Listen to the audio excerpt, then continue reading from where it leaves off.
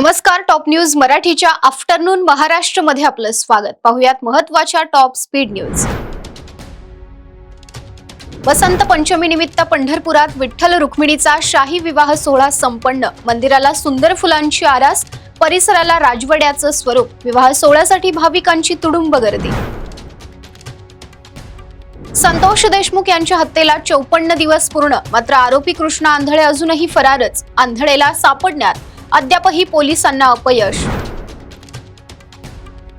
अशोक चव्हाण म्हणजे भाजप नाही. चव्हाण यांची स्वबळाची तयारी असेल तर आम्हीही स्वबळावर तयार. शिवसेनेच्या हेमंत पाटलांचं अशोक चव्हाणांना प्रत्युत्तर. नितीन देसाई यांच्या एंडीज आर्ट वर्ल्डला उच्च न्यायालयाचा दिलासा. कंपनी विरुद्धच्या प्राप्तिकर विभागाचा आदेश रद्द. कंपनी विरुद्ध प्राप्तिकर विभागाने दिलेला आदेश उच्च न्यायालयाकडून नुकताच रद्द. शिवकालीन वाघनखे नागपूरकडे रवाना. राजधानी सातारा इथं ठेवण्याचा मिळाला होता पहिला बहुमान. पोलीस बंदोबस्तात आता ही वाघनख नागपूरला रवाना. मोहोळचे प्रथम नगराध्यक्ष रमेश बारसकरांचा शिवसेना शिंदे गटात प्रवेश. बारसकर यांच्या सोबत 3 माजी नगरसेवक, 2 सरपंचांसह शेकडो पदाधिकाऱ्यांचा पक्षप्रवेश. बारसकरांना ओबीसी सेलची जबाबदारी मिळण्याची शक्यता.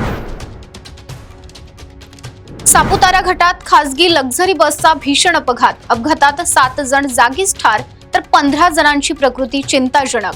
बस 200 फूट दरीत कोसळल्यानं हा घडला अपघात.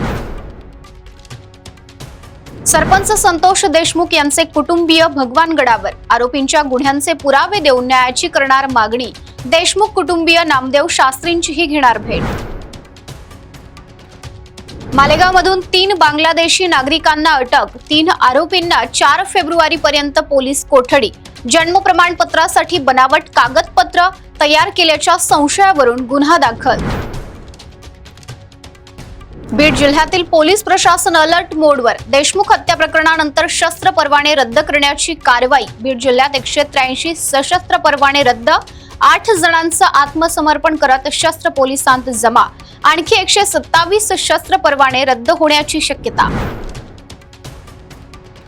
मुंबईत आज भारत विरुद्ध इंग्लंड सामना. भारत आणि इंग्लंडमध्ये 5वी आणि अखेरची T20 मॅच रंगणार. मुंबईच्या वानखेडे स्टेडियमवर रंगणार सामना. टॉप न्यूज मराठीच्या आफ्टरनून महाराष्ट्रमध्ये इथेच थांबूयात. पाहत रहा टॉप न्यूज मराठी. आपला महाराष्ट्र, आपली बातमी.